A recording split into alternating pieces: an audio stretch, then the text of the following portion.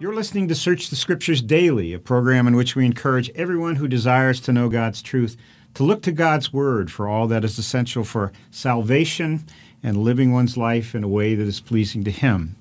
Our topic is psychology in the church, and today we're going to discuss the relationship between psychotherapeutic or psychological counseling concepts and Eastern religions.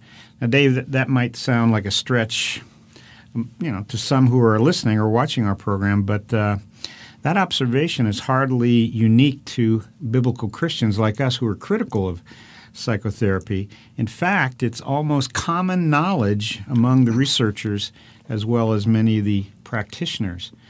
But before we get to that, a couple of weeks ago when we were discussing the DSM, that is the Diagnostic and Statistical Manual of Mental Disorders, the latest version, which includes around 370 some mental disorders, for those who are not familiar with the DSM, it's the handbook used by nearly all psychotherapists for the purposes of recognizing the symptoms of certain disorders, and then because a disorder is listed in the DSM, then that then becomes a basis for billing a counselee's insurance company. So it has some practical value for them. Sure. There are 374 alleged mental disorders that are included in the DSM, and they're there on the basis of rigorous science. No, Dave, as you know, a vote. One such disorder, which we talked about, ODD, odd, right? That's oppositional defiant disorder, which is defined as, I'm quoting, hostile behavior toward authority figures. The symptoms include losing one's temper. Now, Dave, see if you fit into any of this, or if you've had any children that fit into this. Losing one's temper, arguing with adults, deliberately doing things that will annoy other people. I have 5 children. The boys annoy the girls? No, they never did that, Dave. Or blaming others for his or her own mistakes or misbehavior. Now, Tom, before you get into that, when you mention a vote, it's not a unanimous vote. Sometimes it's pretty close as to whether it falls into the category of mental disorder or not. This is not science. No. They should understand. And in this day of political correctness, it just shows you how weak and how absurd that really is. And they should understand that there are, several hundred psychotherapeutic techniques, many of which conflict with the others. Yeah, there's 500 different approaches, more than 10,000 variations on that, right. Techniques and so on. So the psychiatrist or the psychologist, they do not agree with one another. So take your pick. Mm-hmm. You want a heart transplant, or would you like your kidney transplanted? Which do you want? Let's vote on it. It's like a cafeteria. Dave, the reason I'm going back to the DSM, we talked about it a couple of weeks ago, and if anybody's interested in hearing what we had to say about it, which we document, they can go to our website and listen to those programs, which are archived. The reason I wanted to go back to that is you made a statement a couple of weeks ago about psychology and religion, some spiritual ideas. You talked about transpersonal psychology, which mostly has to do with the spiritual realm. And you asked the question, what do they learn in school about spirituality? Well, let me quote to you from the DSM, the Diagnostic and Statistical Manual of Mental Disorders, under the section called Other Conditions that may be a focus of clinical attention. It's code V62.89, and it has to do with religious or spiritual problem. That's the way it's identified. Examples include distressing experiences that involve loss or questioning of faith, problems associated with conversion to a new faith, or questioning of spiritual values. Tom, let me interrupt again. No, don't. You pick it up right from there. What do these guys know about spirituality? What did they learn about spirituality? Most of them are atheists. Yeah. If you want to take a poll, now they're going to advise you. It's like the people who counsel you on dying. They don't believe in God. They don't believe in an afterlife. Well, Elizabeth Kubler-Ross. would be a name. Yes, I had a little debate with her of sorts on TV. She was very unhappy with me. She said she would not want me to counsel any of the dying because I was a fundamentalist.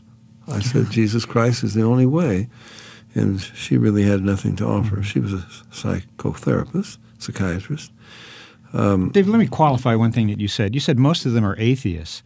Well, as like a Buddhist is an atheist. I mean, in other words, many of them, most of them, you'd say, well, they're atheists, but most of them really are New Agers, which we're going to get into, the whole thrust of psychotherapy toward Eastern mysticism.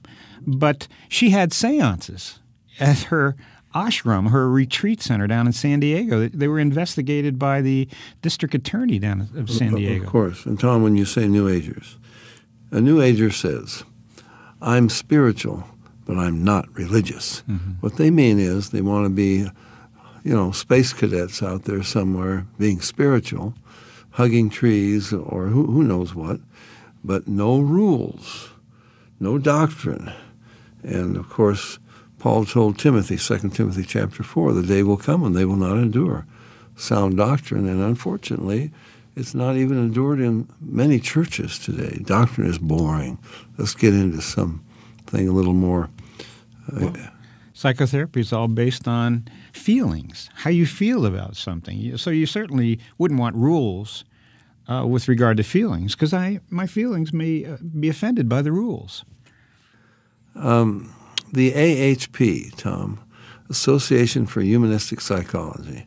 Now, if anyone wants to check up on this, why don't you go back and look at the schedule of speakers and workshops for some of their past or present conventions. Mm-hmm. And I don't think I ever told this story.